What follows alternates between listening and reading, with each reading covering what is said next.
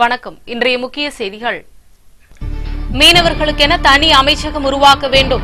மீனவ பேரவை செயலாளர் இளங்கோ தகவல். திருக்காஞ்சி பகுதி பட்டாசு குடோனுக்கு சீல். உள்ளாட்சி தேர்தலை ஒட்டி அதிகாரிகள் அதிரடி. நாம் தமிழர் கட்சியினர் ஆர்ப்பாட்டம். தமிழக மீனவர்களை தாக்கும் இலங்கை ராணுவத்திற்கு கண்டனம். புதுச்சேரியில் ஞாயிறு அன்று LDC தேர்வு. 36,499 பேர் எழுதுகிறார்கள். இனி விரிவான செய்திகள். மீனவர்களுக்கு தனி அமைச்சகம் அமைக்க வேண்டும் உள்ளிட்ட 8 அம்ச கோரிக்கைகள் மீனவர் பேரவை நிறைவேற்றப்பட்டுள்ளதாக அதன் பொதுச் செயலாளர் இளங்கோ தெரிவித்துள்ளார். தேசிய மீனவர் பேரவையின் மாநில மாநாடு புதுச்சேரியில் 3 நாட்கள் நடைபெற்றது. இம்மாநாட்டை கேரள மாநில வனம் மற்றும் சுற்றுச்சூழல் துறை அமைச்சர் அலினா சல்தானா துவக்கி வைத்தார். இதில் அனைத்து மாநில நிர்வாகிகளும் பங்கேற்றனர். மாநாட்டில் நிறைவேற்றப்பட்ட தீர்மானங்கள் குறித்து பேரவையின் பொதுச் செயலாளர் இளங்கோ செய்தியாளர்களுக்கு பேட்டியளித்தார். அப்போது அவர் மீனவர்களின் வாழ்வாதாரம் பாதிக்கும் வகையில் ஏற்படுத்தப்படும் கூடங்குளம் உட்பட புதிய அணுமின் நிலைய திட்டங்களை உடனடியாக கைவிட வேண்டும், மீனவர்களுக்கு தனி அமைச்சகத்தை மத்திய அரசு ஏற்படுத்தி தர வேண்டும் உள்ளிட்ட தீர்மானங்கள் நிறைவேற்றப்பட்டதாக கூறிய இளங்கோ இக்கோரிக்கைகளை வலியுறுத்தி மார்ச் மாதம் டெல்லி நாடாளுமன்றம் முன்பு தர்ணாவில் ஈடுபட முடிவு செய்யப்பட்டுள்ளதாகவும் தெரிவித்தார். பேட்டியின் போது பேரவைத் தலைவர் ராம்பாபு பட்டேல், செயலாளர் துரை, பீட்டர், பிரதீப் சாட்டர்ஜி உட்பட நிர்வாகிகள் பலரும் உடனிருந்தார்கள். நீர்வளத்துறைக்கு என்று தனியாக ஒரு அமைச்சகம் ஏற்படுத்த வேண்டும் என்று மத்திய அரசை கேட்டுக்கொள்வது இன்றைக்கு தீர்மானம் செய்யப்பட்டிருக்கிறது. விவசாயிகளுக்கு சமமாக மீனவர்களை பாவித்து கடன்கள் தள்ளுபடி செய்யப்படும் பொழுது மீனவர் கடன்களும் தள்ளுபடி செய்யப்பட வேண்டும். அதே போன்று மீனவர்களுக்கு கடன் வழங்குவதிலும் மானியம் வழங்குவதிலும் முன்னுரிமை வழங்கப்பட வேண்டும்.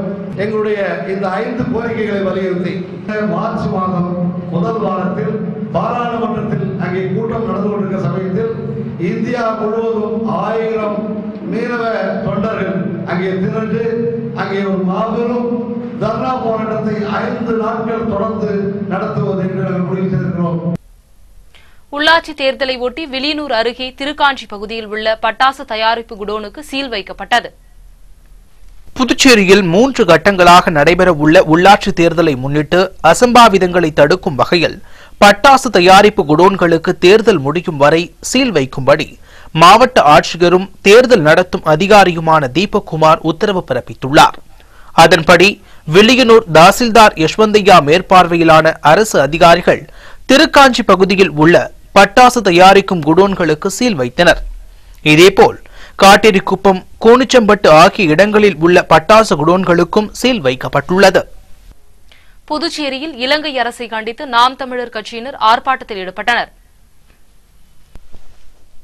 யாழ் பல்கலைக்கழகத்தில் மாவீரர் நினைவு தினம் அனுசரித்த தமிழ் மாணவர்கள் மீது இலங்கை ராணுவம் தாக்குதல் நடத்தியதை கண்டித்தும் சிறைபிடிக்கப்பட்ட தமிழக மீனவர்கள் 40 பேரை விடுதலை செய்ய கோரியும் காமராஜர் சிலை அருகே நாம் தமிழர் கட்சி சார்பில் கண்டன ஆர்ப்பாட்டம் நடத்தப்பட்டது. மாநில தலைவர் முகமது ரஃபீக் தலைமையில் அவைத்தலைவர் கலைச்செல்வம், மாணவர் பாசறை செயலாளர் தேவநாதன், செயலாளர்கள் வேல்சாமி, இளங்கோவன் மற்றும் நிர்வாகிகள் பலர் கலந்து கொண்டு இலங்கை அரசுக்கு எதிராக கண்டன கோஷத்தை எழுப்பினார்கள். போராட்டம் குறித்து மாணவர் பாசறை செயலாளர் தேவநாதன் கூறுகையில், வங்கக்கடலில் மீன்பிடிக்க செல்லும் தமிழ் உறவுகளான தமிழக மீனவர்களை சிங்கள கடற்படையானது அடிக்கடி தாக்கி கொண்டு வருகிறது. அது மட்டுமில்லாது அவர்களை கைது செய்து சிறைப்படுத்துகிறது. சிங்கள மீனவர்கள் தமிழகத்திற்கு கடலில் மீன்பிடிக்க வரும்போது தமிழக அரசானது அவர்களை கண்டித்து மட்டுமே அனுப்புகிறது. ஆனால் சிங்கள அரசானது தமிழக மீனவர்கள் அனைவரையும் கைது செய்து சிறையில் அடைக்கிறது. இதை கண்டித்து மாபெரும் ஆர்ப்பாட்டம் இங்கே நடைபெறுகிறது. யாழ் பல்கலைக்கழகத்தில் கைது செய்யப்பட்டுள்ள மாணவர்கள் உடனடியாக விடுவிக்கப்படவில்லை என்றால் புதுச்சேரியில் உள்ள அனைத்து பள்ளி கல்லூரி மாணவர்களை ஒன்று திரட்டி மாபெரும் போராட்டம் நடைபெறும் என்பதை தருணத்தில் தெரிவித்துக் கொள்கிறேன். புதுச்சேரியில் ஞாயிற்றுக்கிழமை நடைபெறும் இளநிலை எழுத்தர் தேர்வை 36,499 பேர் எழுத உள்ளதாக அரசு பணியாளர் மற்றும் சீர்திருத்தத்துறை அறிவித்துள்ளது. இது தொடர்பாக துறையின் சிறப்பு செயலர் சுந்தரவடிவேலு வெளியிட்டுள்ள அறிக்கையில், இளநிலை எழுத்தர், பண்டக காப்பாளர் நிலை 3 மற்றும் தட்டச்சர் பணியிடங்களுக்கான போட்டி எழுத்து தேர்வு ஞாயிற்றுக்கிழமை காலை 10 மணி முதல் 12 மணி வரை நடைபெறும் என்றும் புதுச்சேரி, காரைக்கால், மாஹே, ஏனாம் ஆகிய 4 பிராந்தியங்களில் 94 தேர்வு மையங்கள் அமைக்கப்பட்டுள்ளதாகவும் குறிப்பிடப்பட்டிருந்தது. இத்தேர்வினை 36,499 பேர் எழுதுகிறார்கள். தேர்வு மையங்கள் 22 மண்டலங்களாக பிரிக்கப்பட்டு 22 அதிகாரிகளை கொண்ட பறக்கும் படை கண்காணிப்பு பணியில் ஈடுபடுத்தப்பட்டுள்ளதாகவும் அச்செய்தி குறிப்பில் குறிப்பிடப்பட்டுள்ளது. உள்ளாட்சி தேர்தல் குறித்த ஆலோசனைக் கூட்டம் முதலியார்பேட்டை வட்டார காங்கிரஸ் அலுவலகத்தில் நடைபெற்றது. உள்ளாட்சி தேர்தல் குறித்த ஆலோசனைக் கூட்டம் முதலியார்பேட்டை வட்டார காங்கிரஸ் கமிட்டி தலைவர் தங்கமணி தலைமையில் நடைபெற்றது. இந்த கூட்டத்திற்கு சிறப்பு அழைப்பாளர்களாக மாநில தலைவர் ஏ.வி. சுப்பிரமணியன், எதிர்க்கட்சித் தலைவர் வைத்திலிங்கம் ஆகியோர் பங்கேற்று உள்ளாட்சி தேர்தலில் கடந்த காங்கிரஸ் ஆட்சியின் சாதனைகளை தொண்டர்கள் மக்களிடம் கொண்டு சேர்க்க வேண்டும் என வலியுறுத்தினார்கள்.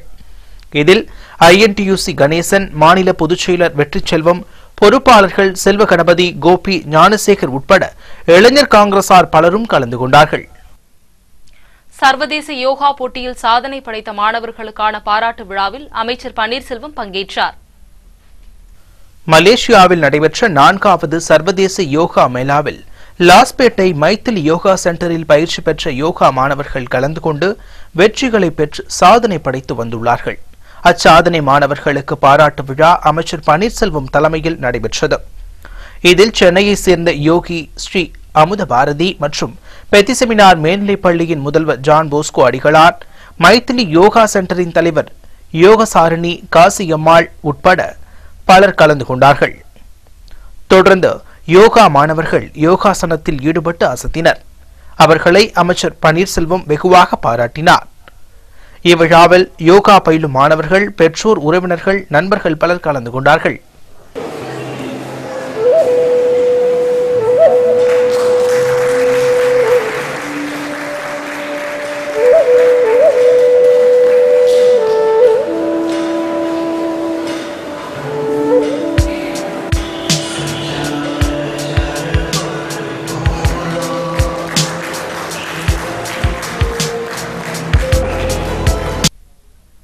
அலுவலக ஆவணங்களை பராமரித்தல் குறித்த பயிற்சி முகாம் கல்வித்துறையில் நடைபெற்றது.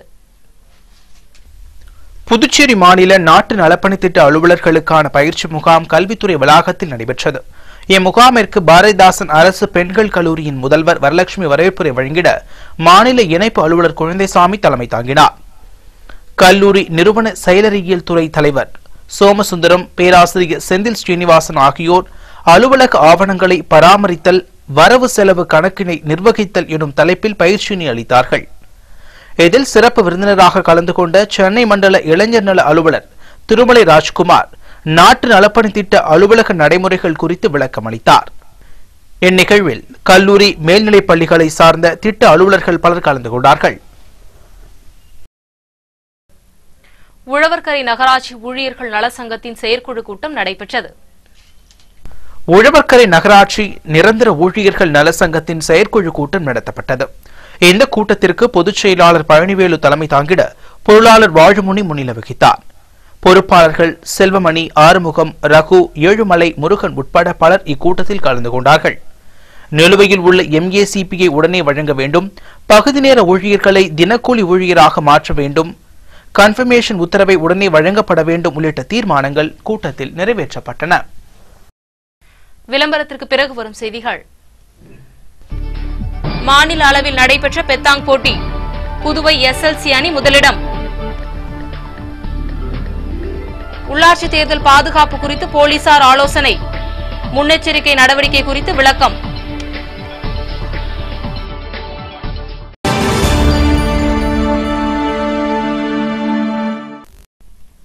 செய்திகள் தொடர்கின்றன. மாநில அளவிலான பெத்தாங் போட்டியில் வெற்றி பெற்ற அணிக்கு கோப்பையை சுற்றுலாத்துறை இயக்குநர் லட்சுமணன் வழங்கினார். அரசு சுற்றுலாத்துறை சார்பில் பெத்தாங் விளையாட்டுப் போட்டிகள் பாரதிதாசன் திடலில் நடைபெற்றது. இந்த போட்டிக்கு 137 அணிகளை சார்ந்த 500 வீரர்கள் கலந்து கொண்டார்கள். இறுதிப் போட்டி மற்றும் பரிசளிப்பு விழா கடற்கரை சாலையில் நடந்தது. இப்போட்டியில் SLB அணி முதலிடத்தையும், குருசுக்குப்பம் KRW அணி 2ஆம் இடத்தையும் பிடித்தது. இவ்விழாவில் சிறப்பு அழைப்பாளராக சுற்றுலாத்துறையின் இணை இயக்குநர் லட்சுமணன் தலைமை தாங்கி வெற்றி பெற்ற அணிகளுக்கு கோப்பைகளை வழங்கி பாராட்டினார். இந்நிகழ்ச்சியில் நிறுவனர் ஏகநாதன், துறை மேலாளர் சிதம்பரம், சங்க செயலாளர் செல்வம், நிர்வாகிகள் லூர்து மரியநாதன், ஜெயபால், அண்ணாதுரை, வீரகுமார் உள்ளிட்ட பலர் கலந்து கொண்டார்கள்.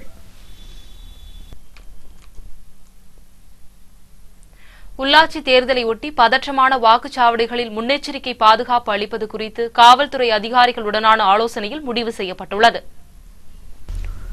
புதுச்சேரியில் உள்ளாட்சி தேர்தல் 3 கட்டமாக நடைபெற உள்ளது. இதற்காக தேர்தல் விதிமுறைகளும் நடைமுறையில் வந்துவிட்டன. உள்ளாட்சி தேர்தலையொட்டி வாக்குச்சாவடிகளில் பாதுகாப்பு அளிப்பது குறித்து போலீசார் உடனான ஆலோசனைக் கூட்டம் முதுநிலை காவல் கண்காணிப்பாளர் பர்வேஷ் அகமது தலைமையில் நடைபெற்றது. இதில் காவல் கண்காணிப்பாளர்கள், முதுநிலை காவல் கண்காணிப்பாளர்கள், ஆய்வாளர்கள், உதவி ஆய்வாளர்கள் பலர் கலந்து கொண்டு ஆலோசனை நடத்தினார்கள். இந்த கூட்டத்தில் தேர்தல் விதிமுறைகள் நடைமுறையில் உள்ளதால் பேரணி, பொதுக்கூட்டம் போன்றவைகளுக்கு அனுமதி அளிப்பது மற்றும் பதற்றமான வாக்குச்சாவடிகளில் கூடுதல் பாதுகாப்பு வழங்குவது உள்ளிட்ட பல்வேறு நிலைகள் குறித்து ஆலோசிக்கப்பட்டன. பல்வேறு கோரிக்கைகளை வலியுறுத்தி காப்பீட்டுக் கழக ஊழியர்கள் சங்கத்தினர் மனித சங்கிலி போராட்டத்தில் ஈடுபட்டனர். காப்பீட்டுக் கழக ஊழியர் சங்கம் கிளை 1 மற்றும் கிளை 2 சார்பாக இன்சூரன்ஸ் துறையில் அந்நிய நேரடி முதலீட்டிற்கு எதிர்ப்பு தெரிவித்து அண்ணா சாலையில் மனித சங்கிலி போராட்டம் நடத்தப்பட்டது. இந்த போராட்டத்தில் காப்பீட்டுக் கழக ஊழியர் சங்கம், LIC முதுநிலை அதிகாரிகள் சங்கம், அனைத்து வளர்ச்சி அதிகாரிகள் சங்கம் மற்றும் LIC முகவர்கள் சங்கத்தை சேர்ந்த உறுப்பினர்கள் திரளாக கலந்து கொண்டு மத்திய அரசிற்கு எதிராக கோஷங்களை எழுப்பினார்கள். புதுச்சேரியில் 46 அணிகள் பங்கேற்கும் ஜூனியர் சாம்பியன்ஷிப் போட்டிகள் துவங்கியுள்ளன. புதுச்சேரி மாநில கபடி சங்கம் சார்பில் 3வது ஜூனியர் சாம்பியன்ஷிப் கபடி போட்டி உப்பளம் இந்திரா காந்தி விளையாட்டு மைதானத்தில் நடைபெற்றது. ஜூனியர், சப் ஜூனியர், ஆண்கள் மற்றும் பெண்கள் என தனித்தனி பிரிவுகளாக போட்டிகள் நடத்தப்படுகின்றன. ஆண்கள் பிரிவில் 30 அணிகளும், பெண்கள் பிரிவில் 16 அணிகளும் பங்கேற்றுள்ளன. இப்போட்டிகள் நாக் அவுட் முறையில் நடைபெறுகிறது. போட்டியில் வெற்றி பெறும் அணிகளுக்கு பரிசளிப்பு விழா அடுத்த வாரம் நடைபெற உள்ளது.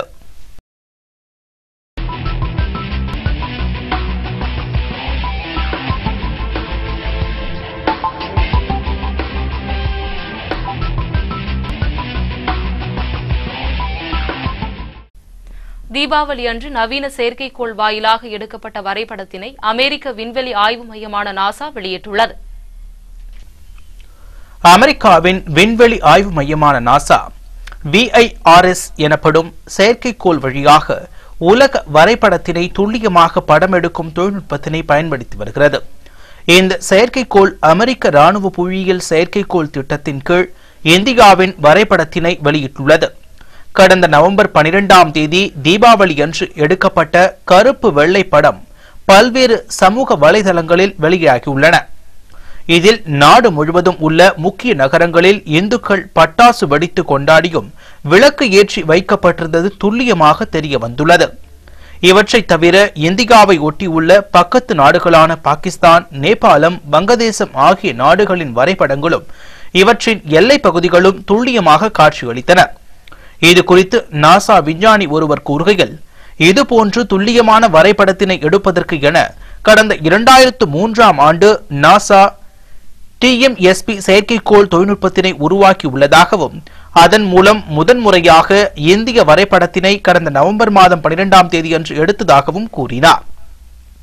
TMSP செயற்கைக்கோள் கடந்த சில நாட்களுக்கு முன்னர்தான் இந்த புகைப்படத்தை பூமிக்கு அனுப்பியது. இந்தியாவில் 31 மிகப்பெரிய நகரங்களில் இந்துக்கள் கொண்டாடிய தீபாவளி பண்டிகை துல்லியமாக எடுக்கப்பட்டுள்ளது. கருப்பு வெள்ளையில் வெளியான இந்த புகைப்படம் தற்போது பல்வேறு சமூக வலைதளங்களில் வெளியிடப்பட்டுள்ளது.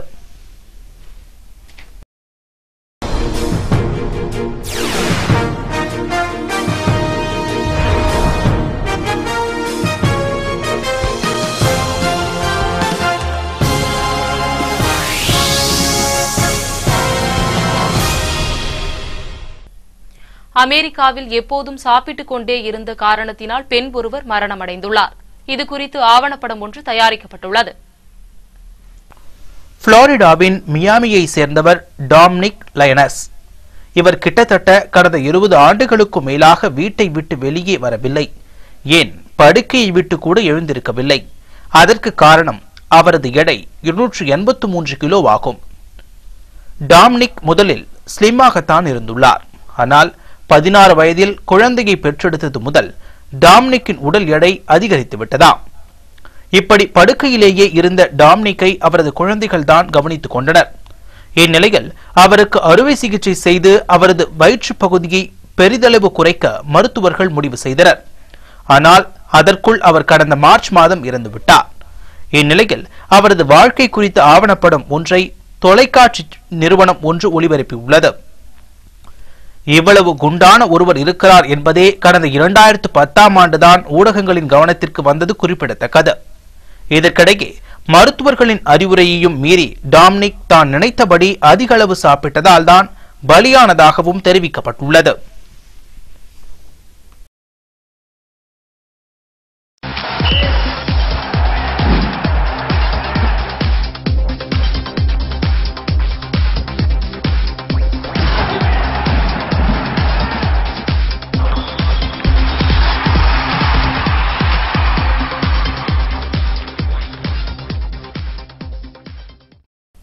நியூசிலாந்து அணியின் அணித்தலைவரான ராஸ் டெய்லர் நீக்கப்பட்டு பிராண்ட் மெக்கலம் நியமிக்கப்பட்டுள்ளார். கடந்த ஆண்டு நியூசிலாந்து அணியின் அணித்தலைவராக ராஸ் டெய்லர் தேர்வு செய்யப்பட்டார். இவரது தலைமையில் பங்கேற்ற 13 டெஸ்டில் நியூசிலாந்து அணி 4 வெற்றி 2 டிரா 7 தோல்வியை சந்தித்தது. தவிர தென்னாப்பிரிக்கா, மேற்கிந்திய தீவுகள், இலங்கை அணிகளுக்கு எதிரான ஒருநாள் தொடரை இழந்தது. சமீபத்தில் இலங்கைக்கு எதிரான டெஸ்ட் தொடரை டிரா செய்தது. அடுத்து தென்னாப்பிரிக்கா செல்லும் நியூசிலாந்து அணி 3 T20, 2 டெஸ்ட் மற்றும் 3 ஒருநாள் போட்டிகள் கொண்ட தொடரில் பங்கேற்கிறது. இந்த அணியில் ராஸ் டெய்லர் நீக்கப்பட்டு தொடக்க வீரர் பிராண்டன் மெக்கலம் அணித்தலைவராக நியமிக்கப்பட்டுள்ளார். இவர் நியூசிலாந்து டெஸ்ட் அணியின் 28வது அணித்தலைவர் என்பது குறிப்பிடத்தக்கது.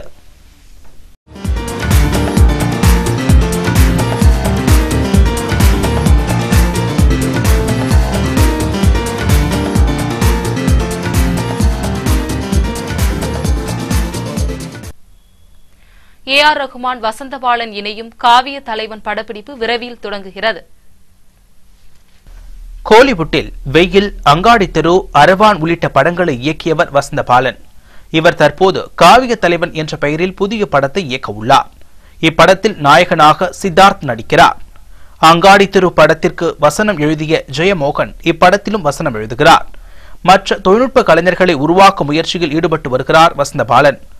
இப்படத்திற்கு இசைப்புயல் A.R. ரகுமான் இசையமைக்கிறார். முதன்முறையாக இப்படத்தின் மூலம் A.R. ரகுமானுடன் இணைகிறார் வசந்தபாலன். ஏற்கனவே காவிய தலைவன் என்ற பெயரில் விஜயகாந்த் ஒரு படம் நடித்துள்ளார் என்பது குறிப்பிடத்தக்கது. இன்றைய செய்திகள் நிறைவடைவதற்கு முன்பு தங்கம் மற்றும் வெள்ளியின் விலை விவரம். இது தங்கமான உறவு. ஜோசா லுகாஸ். புதுச்சேரியின் இன்றைய தங்கம் மற்றும் வெள்ளி விலை விவரம். தங்கம் 1 கிராம் 2917 ரூபாய், வெள்ளி 1 கிராம் 65 ரூபாய்.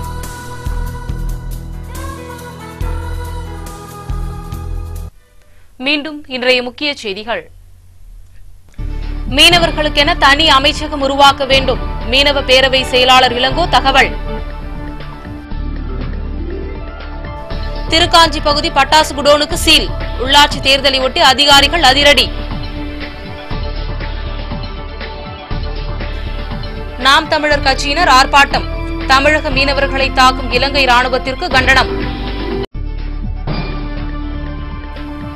புதுச்சேரியில் ஞாயிறு அன்று LDC தேர்வு, 36,499 பேர் எழுதுகிறார்கள். மாநில அளவில் நடைபெற்ற பெத்தாங் போட்டி, புதுவை SLC அணி முதலிடம். உள்ளாட்சி தேர்தல் பாதுகாப்பு குறித்து போலீசார் ஆலோசனை, முன்னெச்சரிக்கை நடவடிக்கை குறித்து விளக்கம். இத்துடன் இந்த செய்தி அறிக்கை நிறைவடைகின்றன. வணக்கம்.